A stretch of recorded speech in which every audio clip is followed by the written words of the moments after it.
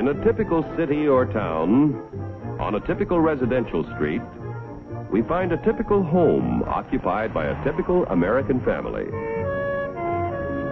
Like millions of his fellow Americans, John Q. Public earns enough money to keep up the payments on a new car.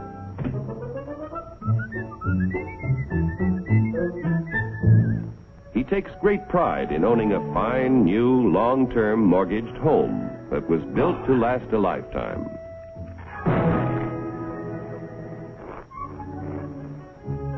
Mrs. John Q. Public no longer finds housework fatiguing drudgery, thanks to a host of labor-saving devices, including her husband.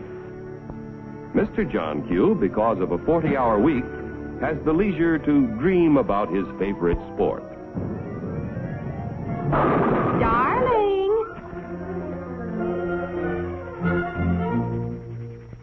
Oftentimes, in a secluded corner of his private den, John Q. reflects on some of the better things he has done with his life. Insurance to protect his family if he is called before his time. Money in a savings account for emergencies, for summer vacations, and to help put John Q. Jr. through college. In spite of the high cost of being a husband and father, John Q. has a private little nest egg. His practical nature tells him it ought to do more than collect moths. Let's see, where did I put this thing? I know it's... common stock. Do I own any? I don't even know what they are. In that case, it might be a good idea to get a little information with a fellow who owns and operates a company that makes and sells oil drums. Each year, customers buy more and more from our... because he makes a better oil drum than his competitors.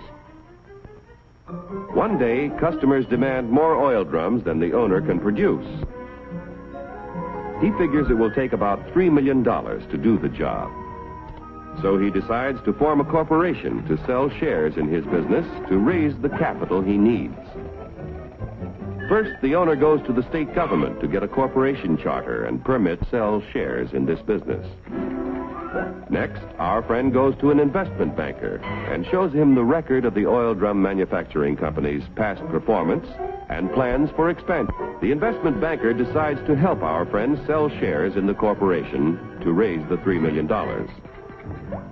However, before any shares in the corporation can be sold, certain information must be filed with the Securities and Exchange Commission in Washington.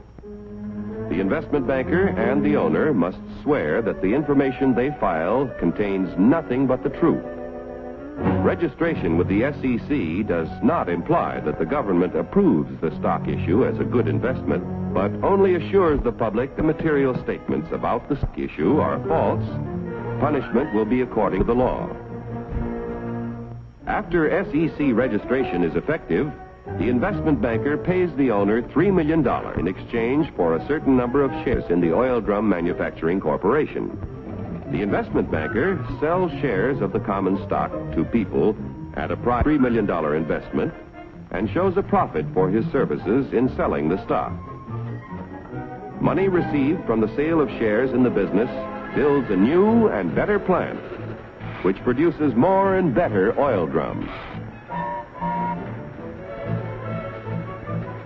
The people who bought common stock own proportionate shares in the corporation, tools, equipment, and all of its assets. Common stockholders elect the directors of the corporation.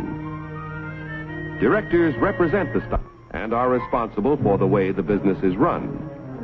Directors determine the amount of dividends, if any, to be paid out of earnings to the stockholders. Naturally, when stockholders invest in a business, they hope to receive dividends to help pay for necessities of life. Within a few short years, an increasing demand for the company's product poses a friend. How can he fill all the orders? He will have to build more plants and buy more tools to increase production of oil drums. It will take about $20 million to do the job. One way to get this additional capital is to sell more stock to many more people. So the Oil Drum Manufacturing Corporation votes to send its president to the New York Stock Exchange to see if their common stock can qualify for listing. The corporation wants to list its securities on the exchange so that the additional stock they need to sell will be more attractive to investors all over the nation. Securities listed on the New York Stock Exchange can be sold for cash any time in this national marketplace. Each year, inquire about listing their securities, but only those which can pass a thorough examination as to their financial health are accepted. Calling the president of the Oil Drum Manufacturing Corporation. Calling the president of the Oil Drum Manufacturing Corporation. Report to Examination Room B. Attention all members of the Stock List Department. Report to Examination Room B. The Stock List Department examines the qualifications of corporations to be listed on the New York Stock Exchange. The corporation must have substantial assets in plants, tools, equipment, and cash. There must be a broad distribution of its shares among a large number of stockholders. The corporation must show successful management and sales records and annual net earnings at the time of listing of at least $1 million. The proposed stock issue must meet federal, state, and New York Stock Exchange regulations. The corporation must agree to report to its stockholders at frequent intervals. If the examination by the Stock List Department indicates the corporation meets minimum requirements of the exchange at the time of the examination, the corporation's application for listing is recommended. The Board of Governors of the New York Stock Exchange finally approves the application and sees that it is made public. Extra, extra, read all about it. Now that the Oil Drum Manufacturing Corporation's stock is listed, its name is abbreviated for use on the ticker tape. Each time ODM stock or any other stock listed on the exchange is bought or sold, the ticker tape flashes all over the nation the price and number of shares traded. A buyer in Colorado wants to purchase some ODM stock. The buyer's broker in Colorado sees that the last ODM transaction was at $10 a share. The buyer could buy from 1 to 99 shares, which would be known as an odd lot. But a Colorado friend decides to invest in 100 shares, known as a round lot. The Colorado broker wires the order to his New York office. The buy order is telephoned to the floor of the New York Stock Exchange. It is given to the firm's floor partner, who becomes the representative of the buyer in Colorado. The floor partner goes to the post where ODM stock is traded.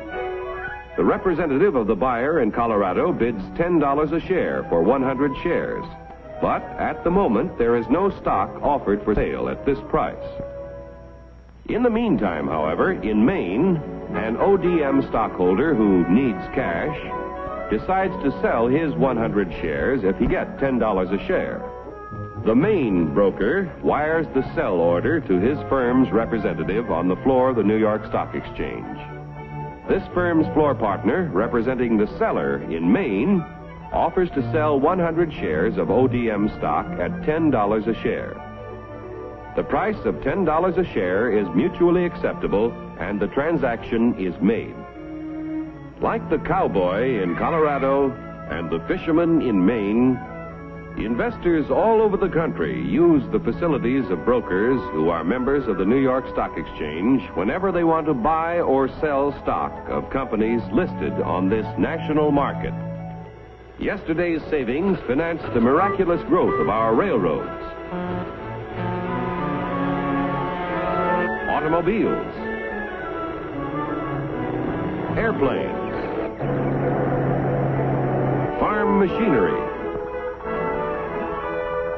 communications, electric light and power, textiles, and countless other industries contributing to a more enjoyable life. If a part of our savings continue to flow into industry, American labor, management, and capital can continue to build new tools and plants. Industrial expansion creates jobs for hundreds of thousands of young people who must find employment each year.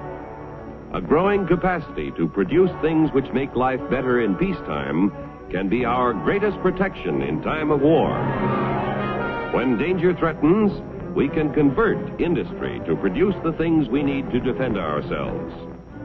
Common stock investments have helped to make our country prosperous and powerful. Owning a share in American industry is like owning a share in the future of our nation. But remember, John Q., there is a risk as well as an advantage in owning any kind of property. So get the facts before you put your money to work.